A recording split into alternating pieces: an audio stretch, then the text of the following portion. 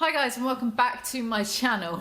So the other day, out of sheer curiosity, I watched Paul Blart Mall Cop 2. I barely remember watching the first one, but they went and made a second one, so I decided to watch it. And afterwards I had food poisoning and I was a bit sick. Now whether it was the film or some dodgy takeaway I had that made me sick, I'm going to leave that for you guys to decide. But I decided to give a little review to show you how much of a masterpiece Paul Blart Mall Cop 2 is. And before we get into that, make sure that you comment, like, dislike, whatever, for the engagement. If you're not subscribed, consider subscribing. If you are subscribed, make sure that you are still actually subscribed. Let's get on with the video. I found a review for this film that simply says, I don't remember this. So with amazing reviews like that, how could I not watch this film? So the opening credits start off with listing a bunch of companies that I've never heard of, you've never heard of, but upon closer inspection, one of the companies is Happy Madison, aka one of Adam Sandler's many money laundering schemes. Upon learning this, after I watched the film, suddenly a lot of things made much more sense. Enter the titular character, Paul Blart. As you can see, he's a majestic being with a stoic frame. He has a mustache that demands respect. At the end of the first movie, he got married or something, and in this movie it's revealed that they divorced after a week because his wife wouldn't stop vomiting at the sight of his face. If you look at the back of this shot, they have Topshop. Topshop in America. I didn't know that they had Topshop. I thought Forever 21 was their equivalent of Topshop. Didn't realise that they have that in America.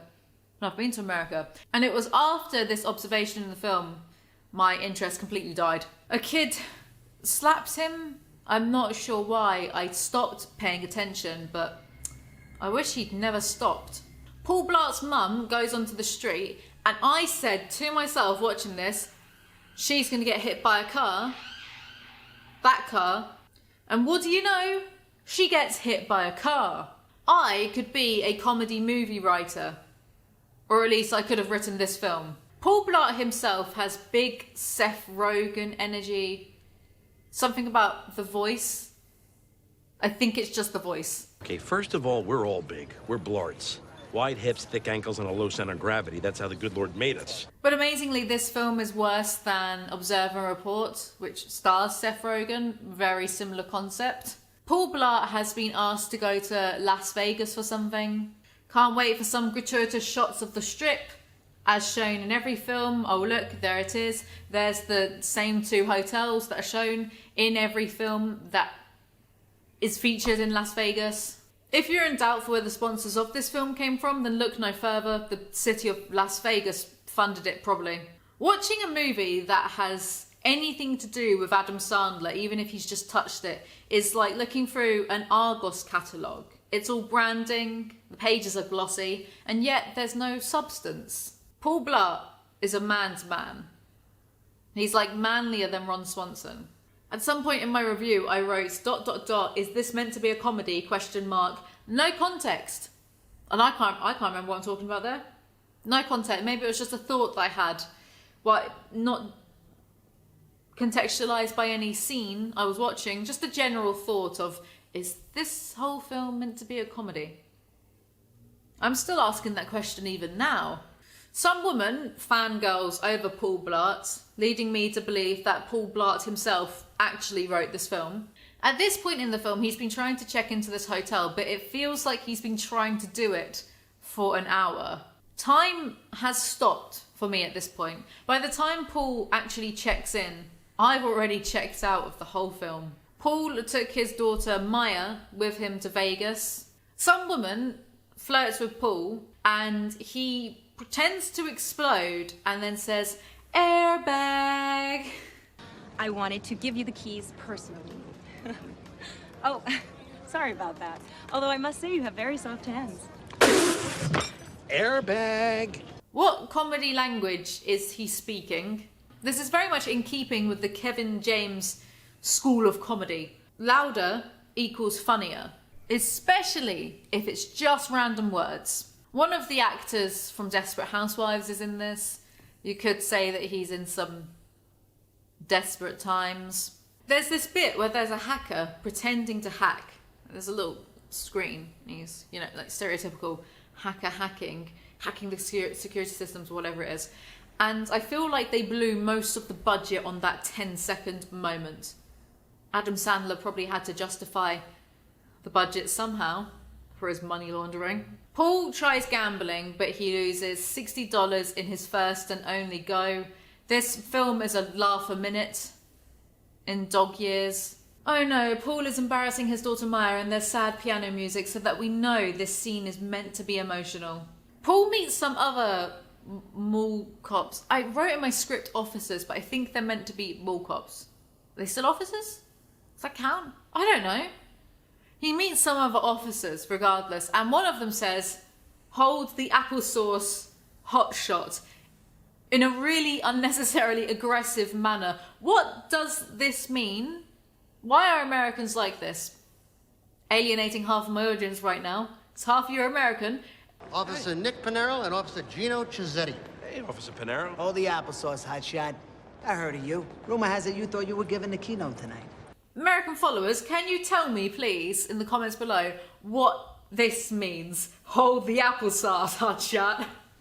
What do you mean? What are you saying? There are words on the screen and yet nothing's going in. Paul sees a Segway and then he steals it and he starts doing some figure skating with it. I think this makes him cool. I think that's what the film is trying to tell us here. He has all of the grace of Seth Rogen on ice, and then he gets hit by a car. That's 2 car collisions in the first 20 minutes. It is indeed one of those comedies. Playing really hard and fast with the word comedy there. Paul goes to a convention. Did I mention he's in America? He lives in America. He's in Las Vegas for an officer mall cop convention. Did I mention that? Well, he's there and then there's a montage of them doing stuff. I feel like this is less of a film and maybe more of a documentary of what the life of an American mall cop truly is about. Paul thinks his daughter has gone missing, so he calls the hotel security and then has a spat with them. But then the daughter rings the hotel room. She was just meeting up with this waiter that she was talking to. It's over so quickly, it's such a pointless scene. The conflict gets resolved almost immediately after... I mean, it's maybe 5 minutes long, right? The conflict is resolved immediately. There was no point to the whole ringing the security, having them come up, having a spat with them that wasn't funny, and then the daughter ring. They could have cut all that out, but they didn't. This film is taking a bold direction in that it's not afraid to waste yours or its time. So Paul finds a letter in the hotel room that shows that his daughter got accepted into a university, and then he gets really mad about it, and then he goes to meet her for dinner. And then they have a fight, and he gets mad because fathers being overly possessive of their daughters isn't an overdone trope in media, but anyway. When they were having the fight, it dawned on me that I don't think the film has told a single joke yet. Again, in keeping with the Adam Sandler craft, be loud, be obnoxious, but don't do a setup and payoff. Don't bother with that. Who cares?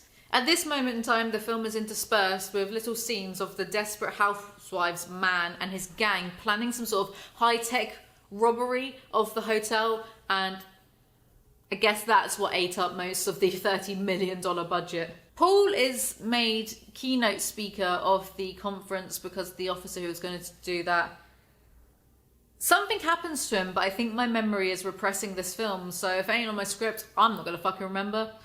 And that's the plot so far. He might do a speech. Then he ends up getting into a fight with a big bird. Maybe it's a peacock, maybe it's an ostrich. I'm not sure, it's not explicitly stated. I'm not up to date on my big bird physiology, you know. Every scene in this film feels like it should be a deleted scene. The peacock fight goes on far longer than anyone reasonable would feel comfortable watching. It's like in Family Guy when Peter randomly fights that big bird sometimes, except this is less well animated than Family Guy. This film has less momentum than the cars that keep inexplicably hitting most of the cast. I wish I was being hit by a car. Paul starts his speech and it's just as miserable as you'd expect. It's horrible, I don't want to talk about it. Maya is at a party and she sees the desperate housewives man pull a gun on someone, so she runs away, but they notice, so they run after her.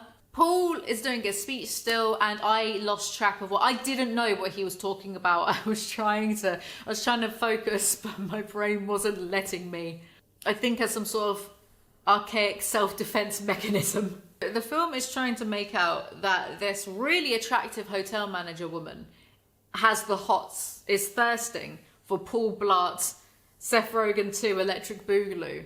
And I don't know who the film is trying to kid. Again, did Paul Blart write this because you really want us to suspend our disbelief?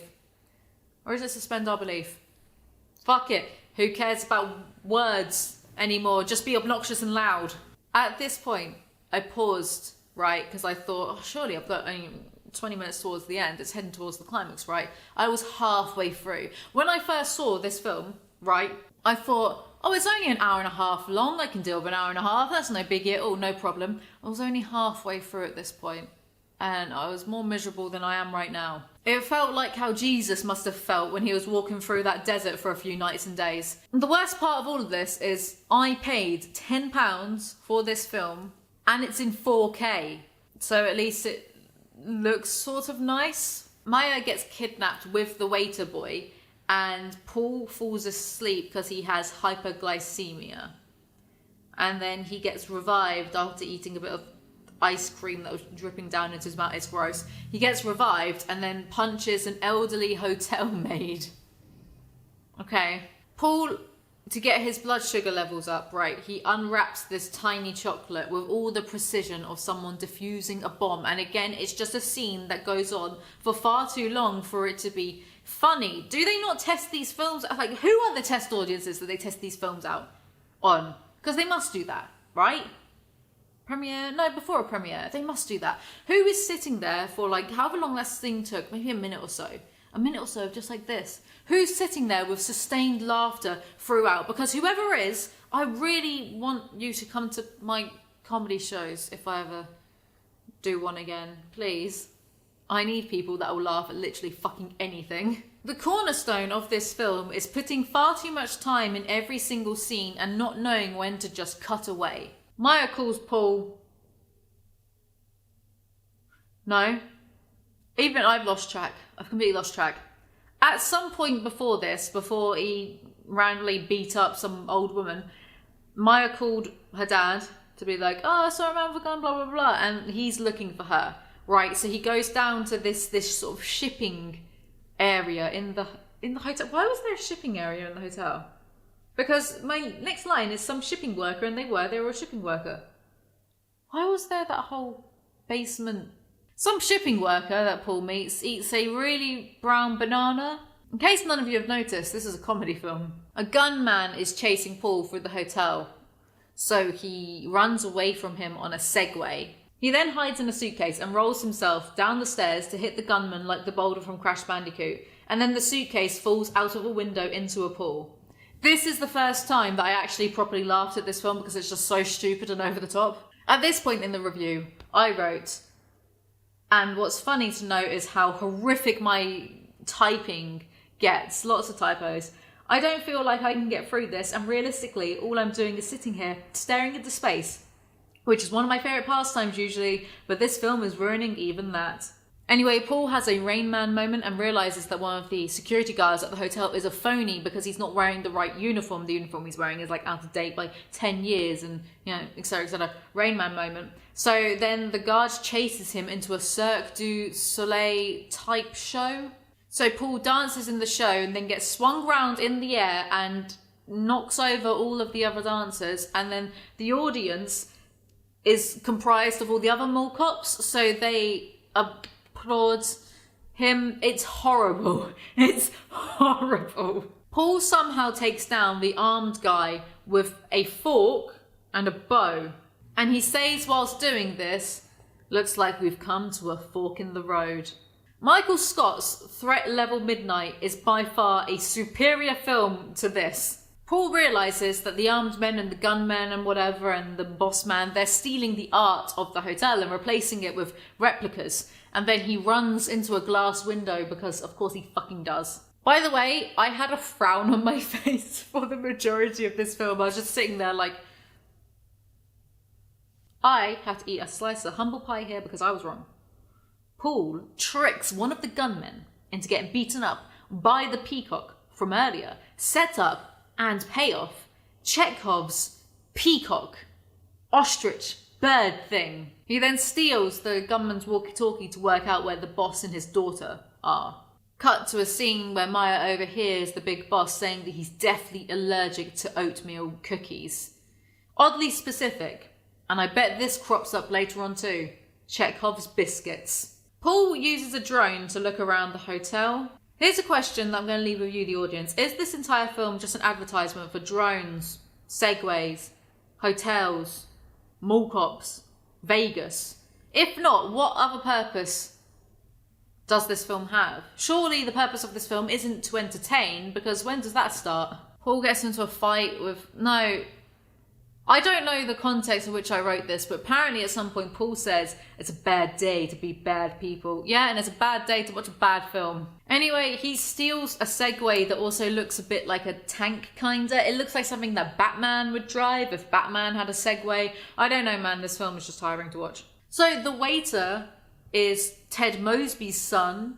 It's nice to see that the cast of How I Met Your Mother moved on to bigger and better things. The Desperate Housewives man and Paul, they meet, they collide, and the Desperate Housewives man tries to psych Paul Blart out, but he doesn't know that Paul Blart was in the first film, so he doesn't realise that there's no low to which Paul Blart will not sink.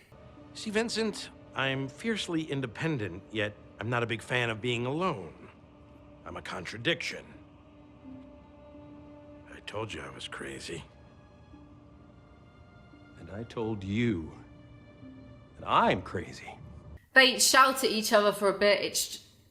It's not funny. I will spin around until I throw up on you and your friends. I simply don't care. I'll stick your face in maple syrup and make you sing gospel. How does that blow your hair back, Blart? I will crawl inside you and lay eggs like a baby spider. I welcome it! There's a showdown where the other mall cops come out and they try to make it like really epic and cool. It's not impressive at all. It's just a little bit lame. It's another failed Marvel moment. We are trained to detect, deter, observe, and report. But one day, 6 years ago, a man did more than that. And I am that man! We are that man! I didn't bother mentioning this earlier because I just didn't think it would be relevant, but there was this guy that Paul tasered a good 10 times, and he's back, he's in the showdown, it's just lame. I'm upset. What coked up Hollywood producer is sitting in a boardroom meeting just wanking furiously and thinking, yes, my God, that's it, yes, this film is the shit. Who is doing that? Adam Sandler, I forgot. The formation of mall cops charge at the formation of bad guys. It's just like that scene from the second Lord of the Rings film, The Battle of Helm's Deep. It's just like that moment when Gandalf shows at the end, spoiler alert, no, Gandalf shows up at the end to save them from the Uruk-hai. It's just like that. It's very epic. There's a lot of slow motion used in this fight as if the film doesn't already feel like it's dragging on for long enough. Anyway, the Desperate Housewives boss man has taken the daughter, Maya, to the helipad to make a quick getaway, and Paul Blart sees this and he zip wires from one hotel roof to the other, because of course he fucking does, and then he gets stuck in the middle. It's exactly like that time that Boris Johnson, when he was mayor, he zip wired through somewhere in London and got stuck and hung there with British flags, looking like he was having a very uncomfortable wedgie, as all the press laughed at him and took pictures. He was like, oh hello, what mistake I've gotten myself into now. And now he's the Prime Minister of the country. It is, however, a perfect visual metaphor for the film. Any momentum that starts to happen stops dead. Anyway, Blart punches Desperate Housewives dude and then shoots glue at someone, I don't know. Maya, Chekhov's biscuit, rubs oatmeal... I think it said concealer, but oatmeal concealer makes no sense. Now, oatmeal hand, maybe. I could go back to check, but I'm not going to. Oatmeal something onto the bad guy's face, and then he has a reaction, and I think he dies. But before he dies, question mark, Blart... Does he die? I don't know. Blart knocks him out before that happens. So he's definitely allergic. So yeah, maybe he did a dark. Blart knocks him out and says, always bet on Blart. I hate this film. The attractive hotel manager that was thirsting for Blart before tries to tell him that she loves him, which makes absolutely no sense because they've been in all of 3 scenes together for the entire film. So Blart sets her up with some head of security dude instead. Blart wins an award for being an absolute legend and Maya goes to UCLA after all. But Blart sees a policewoman on her horse, yeah, and then he slowly jaunts over to her like it's all in slow motion. He almost gets hit by a car, but he doesn't. And then the policewoman is like, oh, you were jaywalking. And then inexplicably, the policewoman gives him her number. And then Blart gets kicked by the horse into a car. And that's the best moment of the film, the end. At 1 hour and 30 minutes, this film was officially 2 hours too long. I hoped it wouldn't be as bad as people said it would be, but somehow it's worse. It got 5% on Rotten Tomatoes, and even that was too generous. I think this film is a front for money laundering. I have no other explanation for its existence. Anyway, that's all for this video. That was my review of Paul Blart Mall Cop 2. If you enjoyed watching me rot my brain cells away, then do remember to like and subscribe. Let me know if you enjoy bad movie reviews. I'm going to be doing them. I like them as much as I can like them while simultaneously hating them, the existence of them, my existence, etc, etc. Follow me on Instagram. See you guys next time. Bye.